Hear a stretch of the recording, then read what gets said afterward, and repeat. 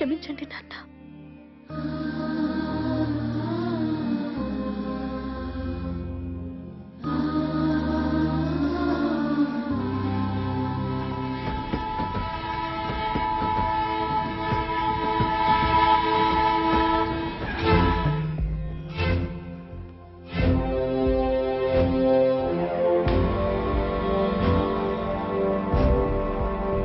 Thanks for coming అను. వెళ్తాం పద.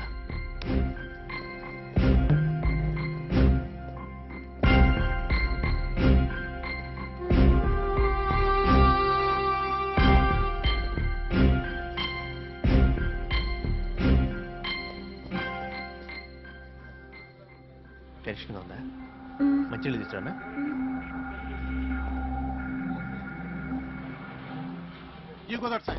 వెళ్ళండి.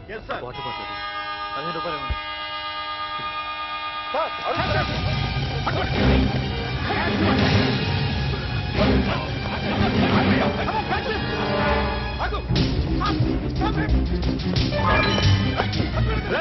కళ్ళు కనబట్టలేదా?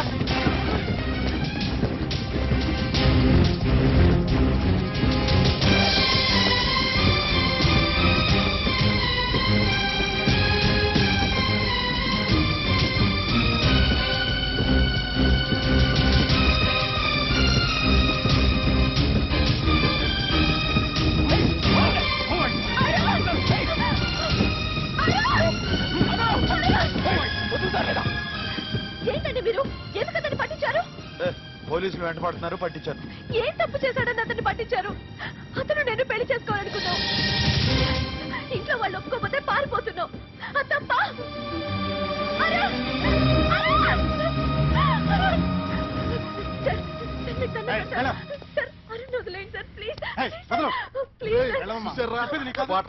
బోన్లెస్ మొక్కలాగా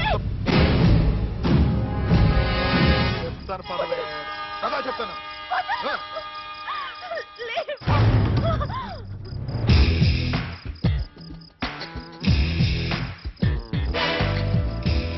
నమస్తే అన్న. ఈ టైంలో స్టేషన్ లో ఏం చేస్తున్నావు అన్నా?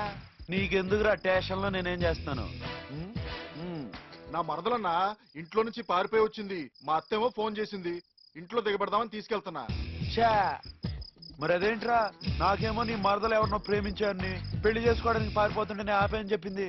ఏంటే ఎవరినో ప్రేమించి ఇంట్లో నుంచి లేచిపోతావా? అవ్వా, ఈ విషయం తెలిస్తే అత్తయ్య గుండె పగిలి వస్తుంది. పద, ఆవిడ కాళ్ళ మీద పడి క్షమాపణ చెబుదు గాని. వద్దన్నా, ముందు చేతులు మడత పెడతావు, బూట్లు మాత్రం విప్పవు, ఫైటింగ్లు రావంటావు, ఆ తర్వాత బాగా ఇరగొడతావు.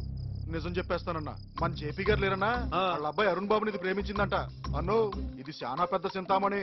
నువ్వు టీయో గొక్కే అన్న. ఓకే, ఏదో పిల్ల బాగుంది కదా అని అలా తీసుకెళ్లి కాసేపు రేపు చేసి చంపేద్దాం అనుకుంటున్నావన్నా. సేవా అన్నా?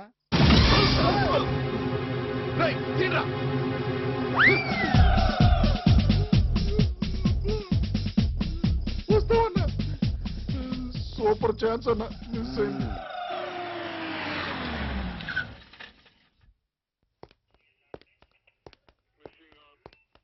నమస్కారం సార్. ఎవరు మీరు? అరగంట క్రితం రైల్వే స్టేషన్ లో ఒక అబ్బాయిని పట్టించాను. అతను ఎక్కడా? ఓ నువ్వా? అతని జేపీ గారి అబ్బాయ్యా? అప్పుడే జేపీ గారికి సేఫ్ గా అప్పచెప్పేశాం. 25 ఏళ్ల మగాడిని సేఫ్ గా వాళ్ళ తండ్రికి అప్పచెప్పేశారు. 19 ఏళ్ల అమ్మాయిని అర్ధరాత్రి రోడ్డు మీద వదిలేశారు. Super sir. ఏంటో పెద్ద లాజిక్ మాట్లాడుతున్నావు? జేపీ గారి కేసు పెడితే ఈ అమ్మాయి బతికేమవుద్దో తెలుసా? అదేదో జేపీ గారిని కనుక్కుంటాను. ఉంటా.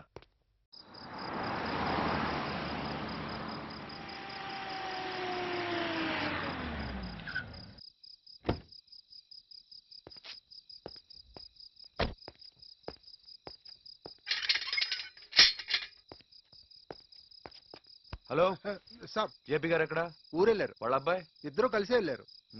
ఎప్పుడు వస్తారు? ఎప్పుడు వస్తారో తెలీదు. పడుకో. జీ సాబ్.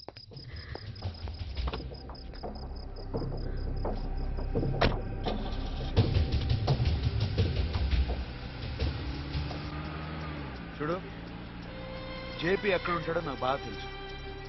నువ్వేం ఫీల్ అవ్వకు. అరుణ్ని తీసుకొచ్చి నీకు అప్పచెప్తాను కదా, ఓకేనా?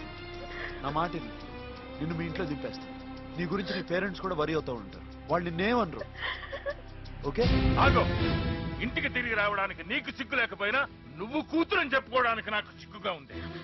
ఏమండి, ఇది నీకు సంబంధం లేని విషయం. లేచిపోయిన దరిద్రాన్ని మళ్ళీ ఇంట్లోకి తిరిగి రానివ్వను.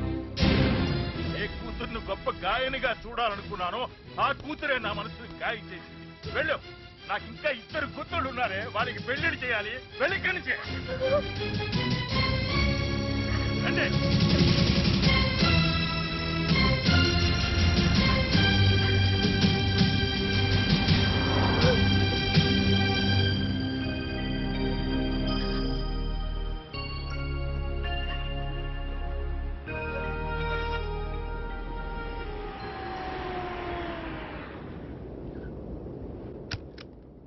రండి. రేయ్ హనుమంతు లేదో.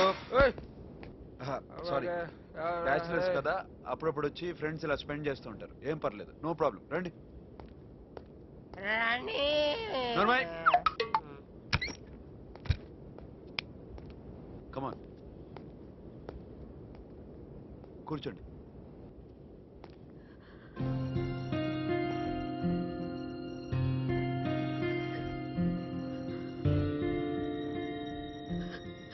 మీ నాన్న అన్న మాటలకు బాధపడకు. ఏ తండ్రి అయినా అలాగే అంటాడు. అరుణ్ ఎక్కడున్నాడో నేను కనుక్కుంటాను. అరుణ్ వాళ్ళ నాన్న జయప్రకాష్, అతను నాకు బాగా తెలుసు.